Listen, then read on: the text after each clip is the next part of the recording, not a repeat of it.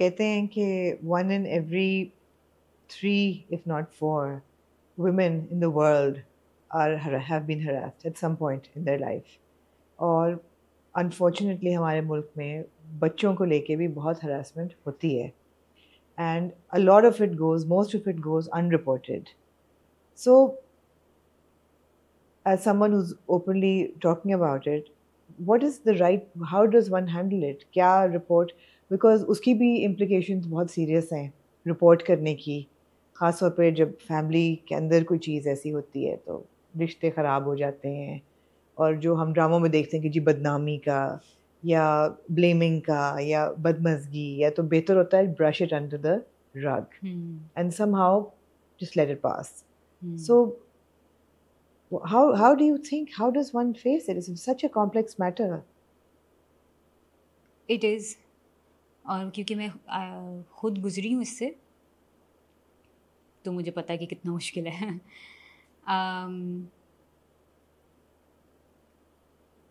मैं अभी भी कहती हूँ कि काश मैंने FIR रिपोर्ट कर ली होती. मेरी अंडरस्टैंडिंग नहीं थी उस वक्त, क्योंकि वो एक फैमिली ग्लू बने हुए हैं. बिल्कुल. और दिमाग में ये होता है कि अच्छा मेरे साथ ही हुआ है ना, शायद मेरे साथ ही हुआ है, तो अपने आसपास वाले लोगों को बता दो, फिर नहीं होगा. लेकिन आप कारपेट के अंदर डालते जाओगे चीज़ें, वो कारपेट फिर उभरने लगेगा, और उसके बाद फिर एक टाइम आएगा कि वो गन जो है ना, वो सब चीर फाड़ कर बाहर निकलेगा. और जब वो होता है तो और लोग, बहुत ज़्यादा लोग अफेक्ट होते हैं. बिल्कुल. तो यहाँ पे एडल्ट्स का रोल ज़्यादा बनता है rather than the victim. Absolutely. कि आपके ऊपर बहुत बड़ी जिम्मेदारी है अगर आप किसी प्रेडेटर के, जो कि मर्द भी हो सकते हैं, औरत भी हो सकती है, कि आप उसकी इस्लाह कर रहे हैं. और अगर आपको लगता है कि आप इस्लाह कर सकते हैं तो वो बहुत बड़ी जिम्मेदारी है, क्योंकि अगर आप फेल हो गए तो अगला जो भी बच्चा डैमेज होगा वो आपके सर पर है. तो ये जिम्मेदारी आप ले सकते हैं. मेरा नहीं ख्याल कि कोई भी ले सकता है. You can't change anyone. You can't. और सब एडल्ट्स हैं ना, वो एक बड़ा शख्स बैठ के कर रहा है, तो वो बच्चा थोड़ी है, वो 1000 चीज़ें और अपनी कर रहा है, तो ये भी कर सकता है. अपनी इस्लाह खुद कर सकता है. तो जब आप साथ देते हैं इस तरह के लोगों का, तो मेरा जो एक्सपीरियंस रहा है वो ये रहा है कि ये नहीं होता, जब उनको स्पेस मिलती है तो ये नहीं होता कि वो स्पेस लेकर अच्छे हो जाएं. मेरा एक्सपीरियंस ये रहा है कि वो स्पेस को एक्सप्लॉइट करते हैं, उससे मजबूत होते हैं, और मजबूत होके अपनी जो गंदगी है वो और फैलाते हैं, मज़ीद डैमेज करते हैं. मेरा ये एक्सपीरियंस रहा है. और उसके लिए मुझे गिल्ट होता है, रोती हूँ मैं कि यार काश मैं FIR करवा लेती तो शायद और लोग ना डैमेज होते. कहीं पे भी ये लिखा हुआ तो आता कि यार हाँ ये शख्स पे ये इल्ज़ाम है, हाँ, तो कुछ डाउट तो आता आपके दिल में. अभी it's too late to do that?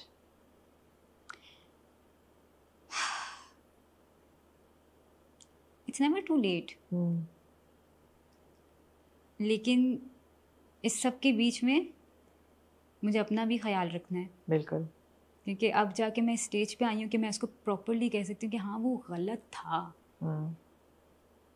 वो इस लेवल का गलत था, क्योंकि उस चीज़ को बहुत सारे लोग ढाल भी बन जाते हैं ना, शील्ड बन जाते हैं, तो मिनिमाइज कर देते हैं. मैं बैठ के अपनी अब्यूज़र को बैठ के कह रही थी, नहीं थेरेपी ले लो, या ऐसे कॉन्वर्सेशन हो चुकी है ये. मैं किसी को नहीं बताया था, और उस इंसान को मैं कह रही थी कि थेरेपी कुछ गलत है यहाँ पे ना, कुछ मसला है, आपको थेरेपी लेनी चाहिए. Because I believe in goodness and redemption and what not.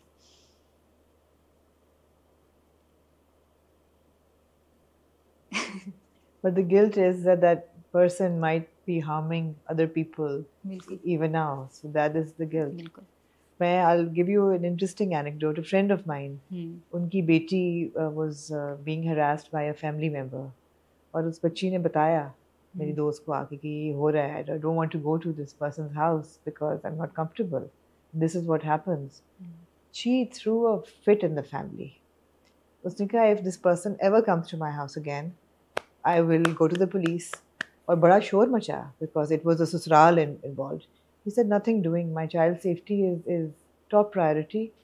और ये एक बुरा इंसान है, गंदा इंसान है, और ना सिर्फ ये बल्कि पूरी सोशल सर्कल में उन्होंने ढिंढोरा पीटा कि this is what's happening and you know please keep your children safe from this individual. We have suffered. We don't want anybody else to suffer. There's a social boycott. We don't want this person in our house. बहुत बड़ा कदम था.